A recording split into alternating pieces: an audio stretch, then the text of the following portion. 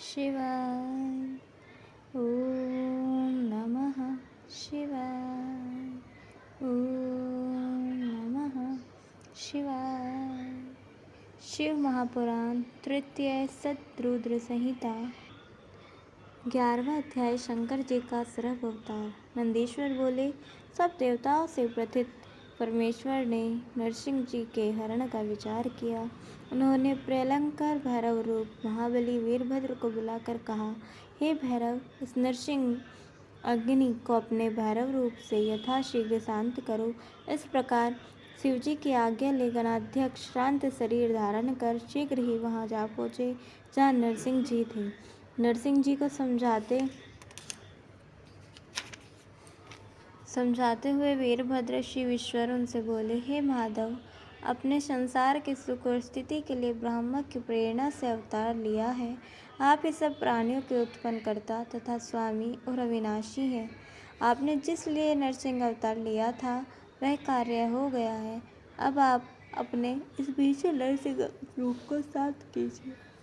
तब वीरभद्र की इस बात को सुनकर नरसिंह ने उससे भी अधिक क्रोध किया और महाघोर कठिन वचनों से इस प्रकार बोले, तुम यहाँ से चले जाओ, मैं इस चराचर जगत का इसी समय संहार कर दूंगा।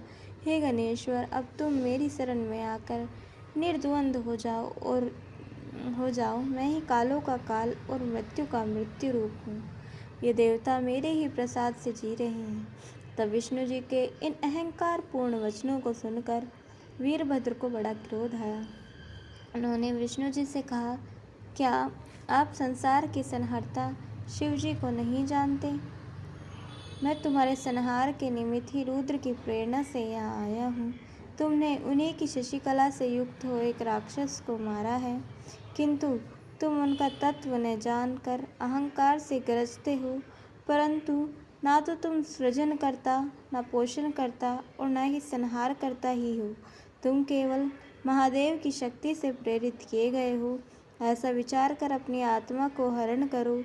हे नरसिंह, यदि तुम अपनी आत्मा को अंतहित न कर लोगे तो इसी समय मुझ भैरव रूपी क्रोध वाले स्थानु शंकर का बड़ा वज्र मृत्यु के समान तुम पर पड़ेगा। ऐसा कहकर वीरभद्र जी नरसिंह का अभिप्राय जानने के लिए मौन हो गए। इस प्रकार श्री शिव महापुराण तृतीय सतरुद्र संहिता का 11वां अध्याय समाप्त। 12वां अध्याय। ऋषभावतार वर्णन। नंदीश्वर बोले, जब वीरभद्र ने ऐसा कहा तब नरसिंह जी अत्यंत क्रुद्ध हो उन पर झपटे। फिर तो आकाश में व्याप्त शिवजी का कठिन तेज प्रकट हो गया और वीरभद्र जी हजारों भुजाओं धारण किए विकट रूप से नरसिंह जी के आगे आकर प्रकट हो गए। उनके प्रकट होते ही नरसिंह जी का बल नष्ट हो गया। उन्होंने नरसिंह जी को अपनी भुजाओं में बांधकर इस प्रकार पकड़ लिया, वे अत्यंत ही व्याकुल हो गए।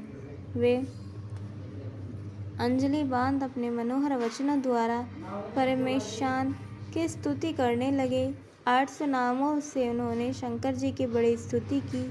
सब देवता उन कल्याणकारी परमेश्वर की स्तुति करने लगे।